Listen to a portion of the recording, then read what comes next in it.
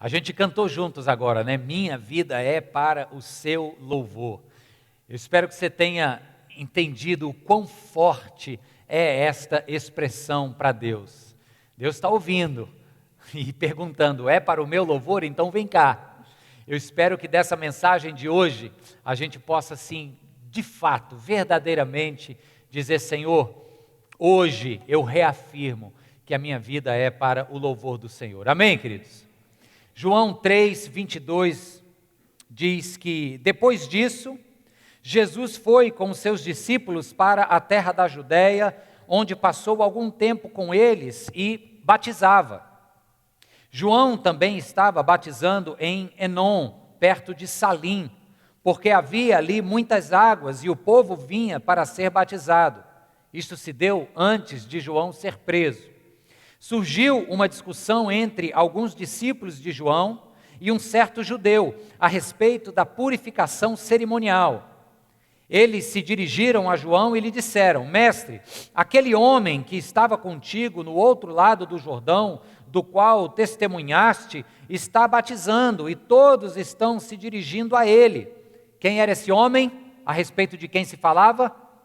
Era Jesus, o homem que estava do outro lado do Jordão com João.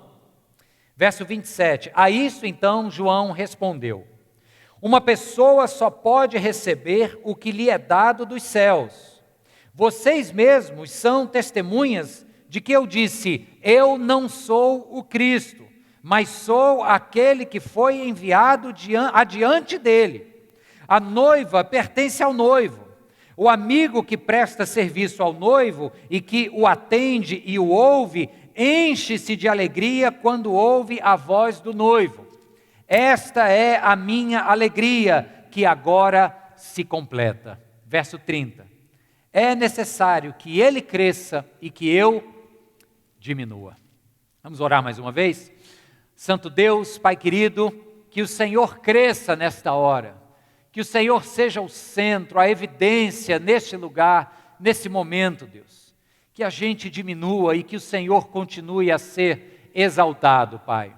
E que a Tua presença aqui nos fale e toque nos nossos corações e transforme as nossas vidas. Em nome de Jesus. Amém. Amém.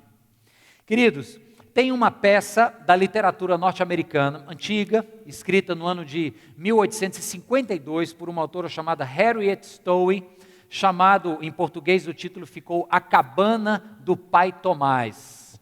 A gente é do Brasil, aí fala Pai Tomás, pensa logo que é pai de santo, mas não tem nada a ver, tá certo? A Cabana do Pai Tomás é um livro abolicionista, um livro contra o regime de escravidão, e nesse livro o Pai Tomás é um escravo. É um homem crente no Senhor Jesus, um homem de uma fé imensa. E tem todo um enredo que vale a pena eu contar aqui para vocês, a título de ilustração, para pontuar o início dessa mensagem hoje. O enredo é mais ou menos o seguinte: o Pai Tomás é tirado de sua terra no Kentucky, no estado do Kentucky, é colocado num navio a vapor que desce as águas do rio Mississippi. Nessa longa viagem, ele conhece e se afeiçoa a uma menininha branca chamada Eva. E ela, na inocência e na pureza das crianças, não faz distinção da cor do Pai Tomás e também dele se afeiçoa. E eles criam essa amizade boa até que um dia, num acidente, ela cai na água. E ele então, sem nem pensar duas vezes, pula atrás dela e de uma maneira heróica salva a pequena Eva. A família da Eva, pais com posses, decidem então comprar aquele escravo, o Pai Tomás, para trabalhar com eles. Agora, claro que diante de tanta gratidão e bem-querer pelo que ele havia feito, a vida do Pai Tomás, enquanto escravo na casa de seus novos senhores, seria uma vida bem mais boa de ser vivida, percebe? Até que a pequena Eva é acometida de uma doença, falece, depois o seu senhor também falece, e ele então é comprado por um outro senhor, chamado, muito severo, chamado Simon Legree. E esse homem começa a infligir pesados castigos e muita chicotada. Tem uma cena da história em que o Legree, o novo senhor, pede ao pai Tomás que ele empunhe o chicote e vá disciplinar outros escravos rebeldes, ao que ele não faz, fruto da sua integridade, e por causa desta desobediência, desta santa desobediência, ele é punido muito severamente, a ponto de suas costas ficarem rasgadas de sangue. E por causa de tanto sofrimento e tanto castigo, o falecimento de uma família tão querida, a fé do pai Tomás começa a se abalar muito. E o drama da história, esse livro foi muito vendido, muito famoso, e no inglês chama-se Uncle Tom's Cabin. Eu não sei porque que traduziram pai, porque o correto seria tio, mas é a cabana do tio Tomás, mas isso não vem ao caso. É um livro famosíssimo, uma história bastante dramática, com um enredo que dá várias viradas, e nessa virada o pai Tomás agora começa a questionar o Deus em quem ele sempre cria. É tanta tribulação, é tanta peleja, é tanto sofrimento sem razão, ou pelo menos sem aparente razão, explicação nenhuma, que ele começa a fraquejar na sua fé. E diz que numa noite o pai Tomás tem um sonho. E ele sonha com uma pequena Eva. E a Eva vem até ele em sonho e diz as seguintes palavras para ele. Eu vou ler para vocês. Quando você atravessar as águas, eu estarei com você. Quando você atravessar os rios, eles não o encobrirão. Pois eu sou o Senhor, o seu Deus, o Santo de Israel, o seu Salvador. Ela cita para ele o texto de Isaías 43, versos 2 e 3. E quando ele acorda desse sonho, ele já tinha tido uma outra visão do próprio Jesus, o fortalecendo, e ele acorda desse sonho, diz a autora, revestido de uma certeza tão grande, a certeza de a quem ele pertencia, quem era o Deus que lhe tomava pela mão, mesmo no meio das águas turbulentas da vida, quem era o Deus que o fazia escapar ileso do fogo ou das águas bravias. Ele acordou com esta convicção tão forte, que a partir daí a sua relação com esse Senhor maldoso mudou. E a autora narra uma cena, e eu vou ler do livro agora para você, fantástica, que muda completamente a perspectiva de quem se entende um filho amado de Deus. Veja só. Pouco depois, o pobre escravo estava se contorcendo debaixo das cruéis chicotadas do seu novo dono. Mas, continua a escritora, abre aspas, as lombadas atingiram apenas o homem exterior e não o coração, como acontecera anteriormente. Tomás, o pai Tomás, permaneceu submisso ao seu dono, mas ele, o seu dono, não pôde deixar de perceber que perdera naquele momento todo o domínio sobre a sua vítima. O dono dele olha e no meio daquelas chicotadas ele se revolta porque ele vê que não tem mais domínio, porque agora o coração daquele escravo, ainda debaixo da peia e da chicotada, o coração está firmado em uma certeza, a certeza de que mesmo em meio do chicote, debaixo das águas turbulentas, mesmo assim, ele era um filho de Deus. Ele era alguém que o Senhor dizia, se passares pelo fogo, não te queimarás, se passares pelas águas, não se submergirá. Percebe, irmãos? O que nós vamos ver hoje a respeito da vida de João Batista, e eu volto já para ele, tem a ver com a história do pai Tomás. Qual seja, este ingrediente especial no coração de todo discípulo, que nos faz ter uma força sobrenatural de resistência às tribulações, às intempéries da vida, aos ventos fortes. Deixa eu te lembrar de uma coisa, quando Jesus Cristo está concluindo o seu Sermão do Monte, eu já falei isso diversas vezes, porque eu acho que esse é um ensinamento chave para a caminhada cristã. Quando Jesus termina o Sermão do Monte, no capítulo 7 do Evangelho de Mateus, ele fala sobre o sensato e o insensato. O sensato é aquele que ouve as palavras que Jesus pronunciou e as pratica. E o insensato é aquele que ouve tudo aquilo, acha a coisa mais linda, diz um bocado de amém, levanta a mão, mas vai para casa e vive como se nada tivesse ouvido. Não as põe em prática. Sensato e insensato. Ele diz que ambos constroem casas. O sensato, você lembra, constrói casa em cima da rocha, e o insensato na areia. E o que é que acontece em ambos os casos? E essa para mim é uma lição importante. Em ambos os casos Jesus diz, vem a chuva, vem o vento forte, as águas sobem, e grande é a ruína da casa sobre a areia, mas grande é a resistência e a permanência da casa firmada sobre a rocha. O ponto é que nas nossas vidas não temos como escapar de ventos fortes, de águas bravas que sobem e dão com força, como a gente diz aqui, de com força. Não temos como escapar de algumas esquinas da vida que a gente vira e se depara com um cenário completamente novo, inesperado e desfavorável.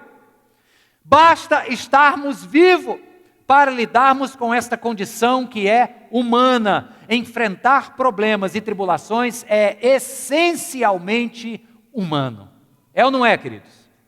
Não sei você, mas eu tenho dias difíceis. E eu sei de muitos aqui que também têm dias difíceis. Porque assim é a nossa dinâmica da vida. Às vezes a gente encontra alguém exageradamente otimista. Quem conhece gente que tem sempre um olhar positivo para tudo? Levanta a mão. Talvez você próprio. Mas eu acho massa gente assim. Sabe aquela história de ver as rosas no meio dos espinhos, ao invés de ver os espinhos no meio das rosas? Tem gente assim, isso bota a gente para cima. Agora também tem quem vê o espinho mais do que as rosas. Quem conhece? Essa pessoa, quando a gente vê ali, chega, desvia o caminho, é ou não é? Desvia, porque traz um azedo, traz um negócio assim que você diz, pô, esse cara ou essa pessoa me põe para baixo.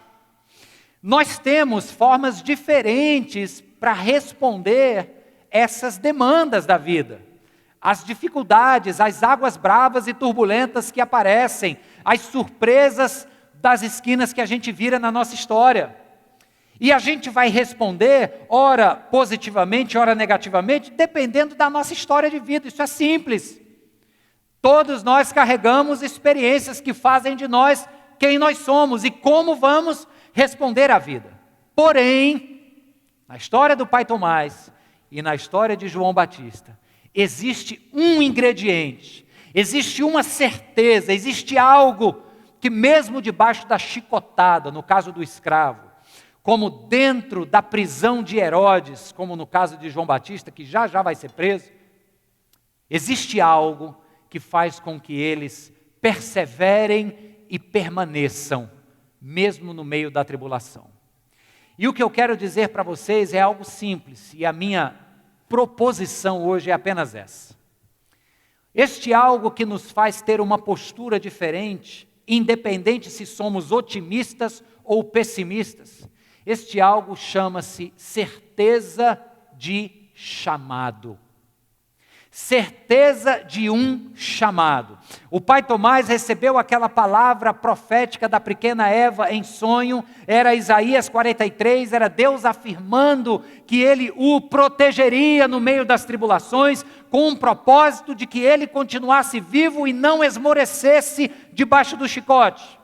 João Batista vai enfrentar inúmeras tribulações no seu ministério, porque João Batista é o seguinte, ele não tinha papa na língua.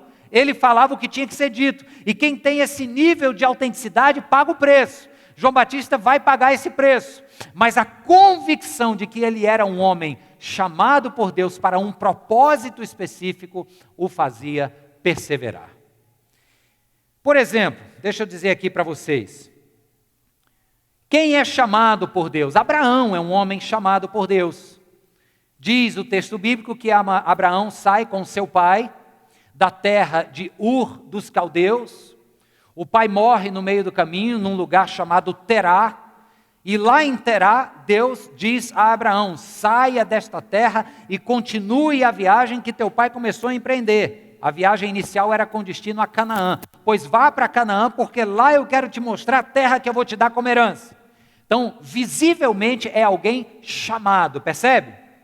Aí você pode chegar e dizer o seguinte, não, pastor Mário, ok, chamado é o Abraão, chamado é o apóstolo Paulo, chamado é o pastor Marcelo e a Claudinha, eu sou apenas membro da igreja. Vou dizer que nem a gente disse para a criança, nananina não. Chamado é muito mais do que apenas levado para um lugar fazer a obra missionária. Deixa eu te lembrar de alguns textos. Romanos, capítulo 1, verso 6, diz assim, preste atenção nisso. Chamados para pertencerem a Jesus Cristo. Você sabia que você pertence a Jesus Cristo porque você foi chamado? Não é porque você levantou a mão num culto onde foi feito um apelo. Não é porque você voluntariamente decidiu entregar sua vida por Cristo. Não é assim que a gente entende e na nossa compreensão não é assim que as Escrituras ensinam. Existe algo chamado graça e a graça de Deus ela é irresistível. Um dia esta graça foi tão irresistível no teu coração que mal você sabia, era o Espírito de Deus te chamando. E você então levantou a mão, disse sim, sei lá como é que foi, mas foi aquele dia em que você disse, agora eu pertenço aos filhos de Deus. Chamado, nós somos em primeiro lugar chamados para sermos filhos e não mais servos. Isso já é grande coisa, alguém diz amém para isso? Chamados para ser filhos. Agora, quem é chamado para ser filho e se entende como tal, vai abraçar um segundo chamado. É o mesmo apóstolo Paulo, agora escrevendo aos Coríntios, primeira carta aos Coríntios, capítulo 1, verso 2, diz assim, aos que são santificados em Cristo Jesus e chamados para serem santos. Primeiro eu sou chamado para ser filho, agora eu sou chamado para ser santo. Quem não tem muito costume de ouvir isso, deixa eu esclarecer para você. Não é o santo que é canonizado lá pelo Papa, não é isso. Biblicamente falando, santo sou eu e você, no momento em que a gente se entende separado. A palavra santo significa separado. Quando eu me entendo separado por Deus para um propósito específico, para servir o mundo ao meu redor. Isso é ser santo. Então veja, se eu entendo em primeiro lugar que sou chamado para ser filho, este filho não vai ficar vivendo do jeito que quer. Este filho é para ser santificado, porque ele também é chamado para ser santo. Está claro, irmãos? Então é mais do que ir, né? Mas também é ir. O próprio Jesus disse em João, capítulo 20, verso 21, ele olha para os seus discípulos e diz assim, da mesma forma que o Pai me enviou, eu vos envio a vós. Ou seja, eu também sou chamado por Jesus para ser enviado ao mundo e fazer diferença no mundo.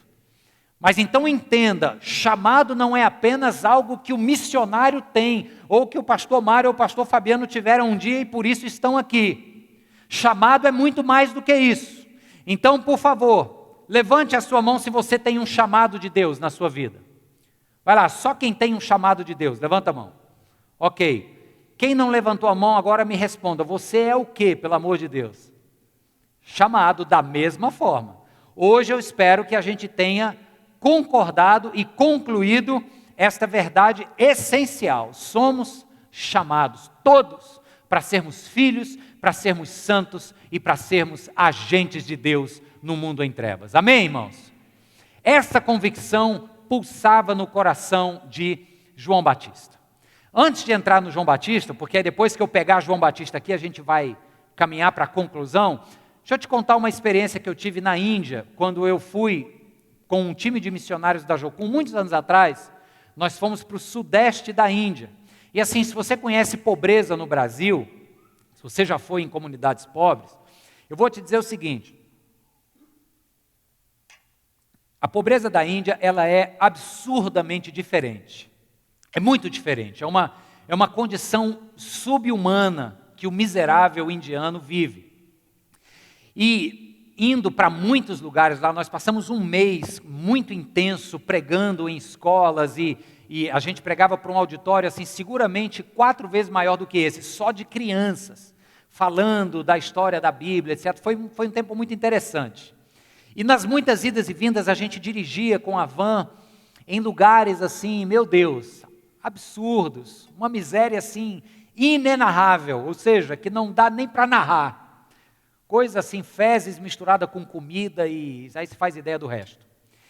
E eu olhando para aquilo tudo e a cabeça fervendo e o coração batendo, e eu cheguei para o líder do nosso grupo missionário, o nome dele era Christopher, E eu falei, Cris, o sujeito precisa ter um chamado de Deus para vir ser missionário aqui nesse lugar, né? Aí ele olhou para mim assim como quem concorda e disse, Mário, ninguém precisa de um chamado para ir para o lugar fácil. Para o lugar fácil todo mundo quer ir. Para o lugar cômodo, todo mundo vai sem nem precisar de chamado. Agora, para comer o pão que o diabo amassou, você tem que ter convicção de que foi chamado por Deus. Esta convicção João Batista tinha. E eu quero te chamar agora de volta para dentro do texto que lemos, para você ver comigo rapidamente que convicção era essa, como é que era formado no coração de João Batista, e eu acredito que também no do pai Tomás, para enriquecer a história que a gente leu, ou que eu lhes contei, mas que característica esta convicção tinha na vida de João Batista. E olha só como isso é importante para mim e para você. Então volta os teus olhos para o verso 27. O verso 27 nos diz, e é João quem responde, depois que os seus discípulos dizem para João, que aquele homem que esteve com ele na outra margem do Jordão, estava agora perto de outras cidades, um pouco mais distante, mas muitos discípulos de João estavam indo ser batizados com ele. Na hora que os discípulos estão dando essa notícia para João, João então diz assim, verso 27, uma pessoa só pode receber o que lhe é dado dos céus. Essa é uma primeira característica de quem se compreende chamado por Deus. Deixa eu te explicar. Quando você afirma que uma pessoa só pode receber aquilo que lhe é dado dos céus, você está criando uma verdade muito importante na sua compreensão de mundo, na sua compreensão do seu mundo. Você está dizendo, se isso for verdade para você, como era para João Batista, você está dizendo que tudo o que você tem lhe foi dado. Isso nos tira do pedestal de orgulho e vaidade que diz, eu acumulei tudo isso para mim, nos traz de volta para o chão, para o terreno seguro da humildade e diz assim, tudo o que você tem, inclusive o que você comprou com o seu dinheiro, fui eu que te dei, diz o Senhor. Quem pensa assim, queridos, veja só, não tem medo de perder o que tem. É difícil isso, mas vamos raciocinar juntos aqui. Os meus filhos, minha mulher, meu casamento, os meus bens, não são lá muitos, mas são alguns, os meus relacionamentos, a minha posição como pastor desta igreja, tudo isso foi Deus que me deu, não foi a força do meu braço, não foi a minha inteligência, não foi os meus anos de trabalho, foi Deus que me deu a força do meu braço, a minha inteligência e as oportunidades para trabalhar há anos onde eu trabalho. Então veja, quando a gente entende que tudo o que nós temos foi nos dado por Deus, a gente se aquieta diante da possibilidade de um dia não ter mais, é ou não é? Por isso que João Batista tinha uma postura tão, como é que eu vou dizer, tão na lata. Se você reparar, João Batista era aquele tipo de profeta que dizia na cara o que tinha que ser dito. Uma vez eu estava no restaurante com o pastor Carlos Alberto, e ele naquele jeitão paraibano dele, a garçonete chegou na hora que ele estava concluindo a frase, a gente estava conversando, e na hora que a mulher chegou para botar a Coca-Cola na mesa, ele estava dizendo assim, rapaz, porque João Batista era dedo na venta e verdade nos coros. Dedo na venta e verdade nos coros. Esse era o jeitão do profeta. Quem tem um jeito de profeta assim, paga o preço. João Batista pagou o preço, foi degolado. Você conhece a história, não conhece? Foi preso. Era primo do Senhor Jesus. Era o popular que batizava as multidões antes do Messias chegar. Foi preso. Deve ter apanhado muito. Foi humilhado e foi degolado. Mas creio eu que a noção de chamado que João nutria e tinha, deu a capacidade deste homem perseverar, porque ele sabia que tudo o que tinha lhe fora dado por quem? Por Deus. Pense assim a respeito dos seus bens, da sua família, do seu emprego, da sua vida pessoal. Pense assim, que certamente Deus fará com que sejamos mais ousados, com menos medo, menos comodismo e conforto, e mais ousados para Ele, em nome de Jesus. Segundo lugar, este homem que era chamado por Deus, ele tinha uma clara compreensão da sua identidade. Olha só o que diz o verso 28. No começo do verso 28, ele diz assim, vocês mesmos são testemunhas de que eu disse, eu não sou o Cristo. No capítulo 1, versos 20 e 21, é onde ele afirma isso. Eu não sou o Messias. Então, a noção da nossa identidade começa pela compreensão de quem nós não somos. Por que isso é importante, queridos? Porque nós vivemos numa sociedade acostumada a querer dizer para nós quem nós devemos ser. Dizer para nós que tipo de roupa a gente deve usar, que tipo de porte físico a gente deve ter, como é que deve ser a conta bancária. A gente recebe um pacote com uma série de características e rótulos, onde a sociedade diz, se você quiser ter sucesso, você tem que ser isso aqui. Só que João Batista, com a sua compreensão de que era um homem chamado por Deus, ele em primeiro lugar sabia quem ele não era. Então veja, ele diz assim, eu não sou o Cristo. Isso é tão importante, porque vamos pensar no João Batista homem carne e osso, certo? O camarada, logo antes de Jesus aparecer nas margens do Jordão, o sujeito estava batizando multidões.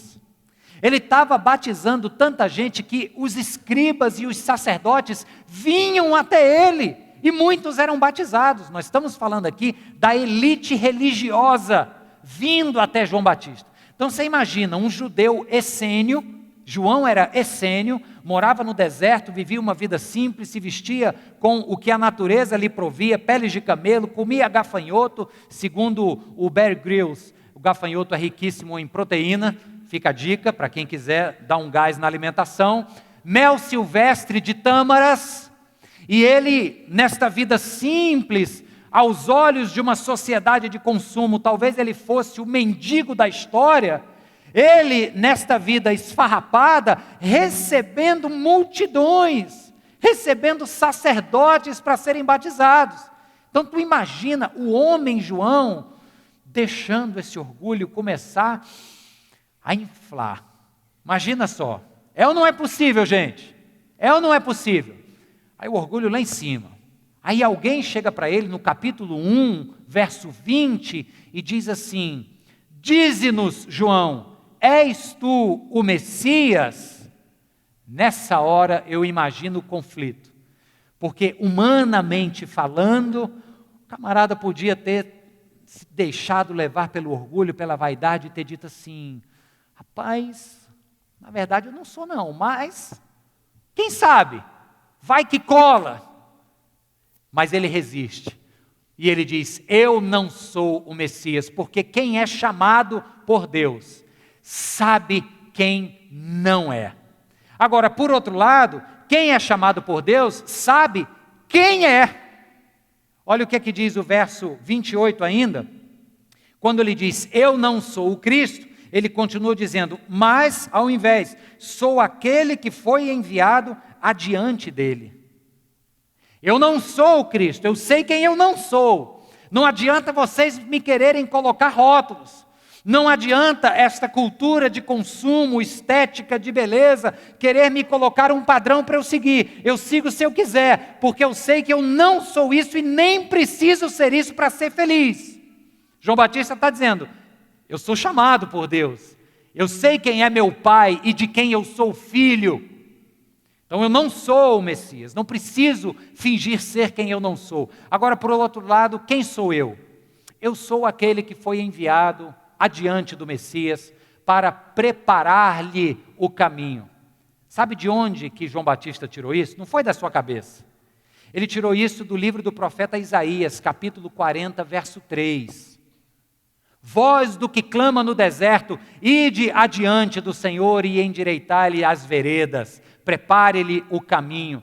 João Batista se percebeu na palavra de Deus. O que é que afirmou a identidade de João Batista? Não foi o seu desejo pessoal, não foi uma avaliação individual dele com ele próprio diante do espelho, dizendo: quem sou eu? O coração do homem é enganoso. Se nós formos querer dizer quem somos, há muita possibilidade da gente jogar a nossa bola lá para cima.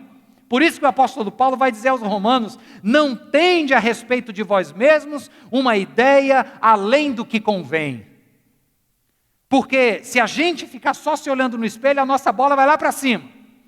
O que é que definiu a identidade de João?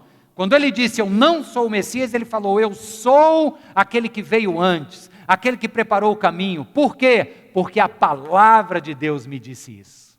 Eu gosto particularmente de uma música dos Arrais, chamada Mais. E na música tem uma frase que diz assim, ó: descubro quem eu sou, tua palavra me diz. Entendo quem eu fui e quem não mais quero seguir, não. Então veja, quem é que me diz quem eu sou? Não é a cultura, não são os meus amigos que só me elogiam, tampouco é a minha própria voz diante do espelho. Quem me diz quem eu sou é a palavra de Deus. Sabe o que é que a palavra de Deus fala de você e de mim? Simples. Ela diz que nós somos filhos. E somos filhos a quem o Pai ama. Só que este Pai que nos ama, não ama segundo os nossos méritos. Este Pai que nos ama, ama apenas porque é o que Ele é amor. Então é um Pai que nos acolhe e que o amor é tão grande e poderoso que nos constrange a mudarmos e não permanecermos nos nossos vícios e compulsões e maus hábitos e pecados. Nós somos filhos, você é filho, você é filha, e o Pai te ama do jeito que você é. Mas porque Ele te ama tanto, Ele quer que você seja melhor do que você é hoje. Amém, irmãos? Olha que diferença isso faz na forma como eu vivo a minha vida e na forma como eu lido com as minhas dificuldades cotidianas. No meio da tribulação, no meio da pendenga, quando as águas da vida sobem e o vento bate forte, eu me lembro quem eu não sou e me agarro na verdade de quem eu sou. Um filho amado, um filho que se coloca debaixo da mão de um Pai todo-poderoso, que me ama, que se permitir que eu passe por tribulações e dificuldades, é por amor, é sabendo que eu vou crescer no final dessa linha. Que consolo esse, irmãos! Que alegria!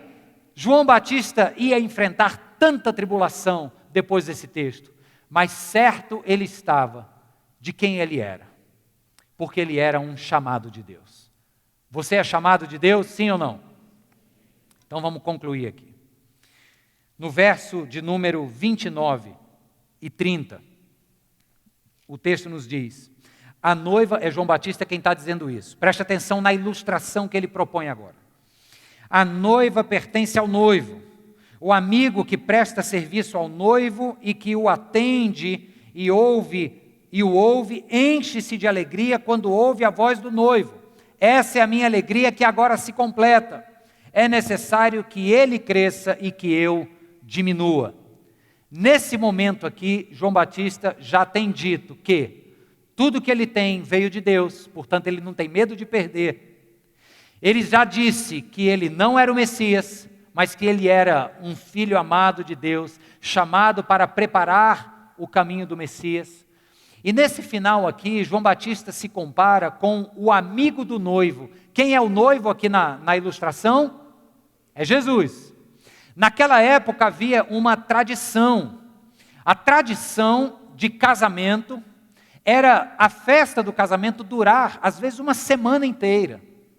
E nessa semana toda, o amigo do noivo é a nossa figura hoje chamada de padrinho, ou como nos diz nos Estados Unidos, o best man, o melhor homem, né? O padrinho, ele faz o quê? Ele tem uma função.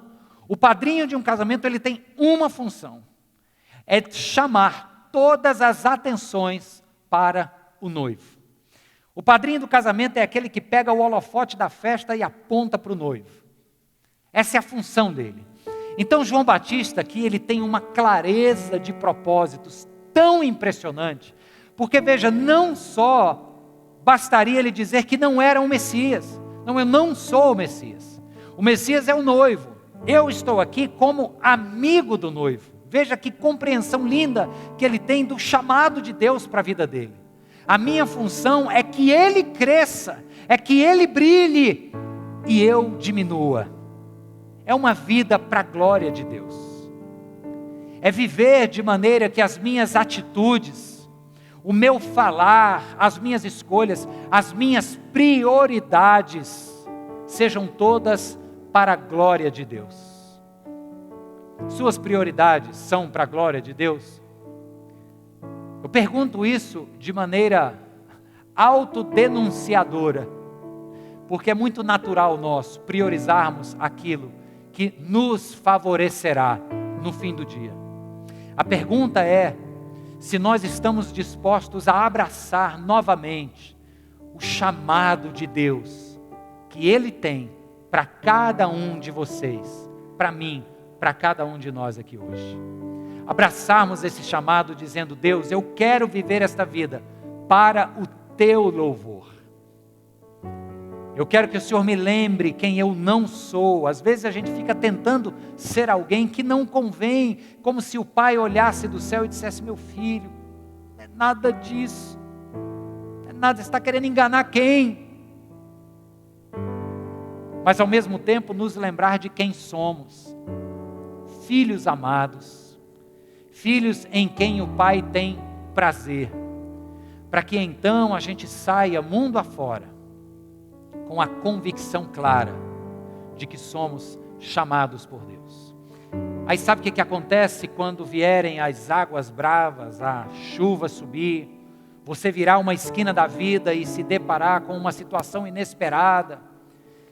Vai sofrer? É bem provável que sim. Vai doer? Certamente, somos humanos, é carne, carne dói. Mas você pode estar abatido, mas jamais será destruído. Você pode ter sido abalado, mas jamais terá sido derrotado. Se você for apenas otimista, um dia a tribulação é tão pesada que não tem otimismo que resiste. É preciso ser mais do que apenas otimistas. É preciso ser chamado por Deus. Quando somos chamados, o Senhor nos lembra de que nossa vida aqui tem um propósito. E que haja o que houver, o propósito de Deus continua. E é Ele quem nos dá força para perseverar. Eu concluo, queridos, com um texto do apóstolo Paulo que diz assim: tudo posso. Em quem? Naquele que me fortalece. Filipenses capítulo 4, verso 13. Tudo posso naquele que me fortalece. Se você ler o texto do apóstolo Paulo escrevendo aos Coríntios, 2 Coríntios 11, e se você ler esse texto de Filipenses 4 todo, e pegar este versículo tão triunfal, tudo posso, e colocar dentro do contexto, você vai ver o apóstolo Paulo dizendo que passou fome, que foi esfolado, que foi apedrejado, que foi preso, que foi tratado como escória. Você vai ver o apóstolo Paulo aqui nos Filipenses 4 dizendo que passou fome, que tanto sabe viver na fartura como na escassez. Você vai ver esse homem dizendo o seguinte: a vida depois que eu me converti não me tem sido fácil.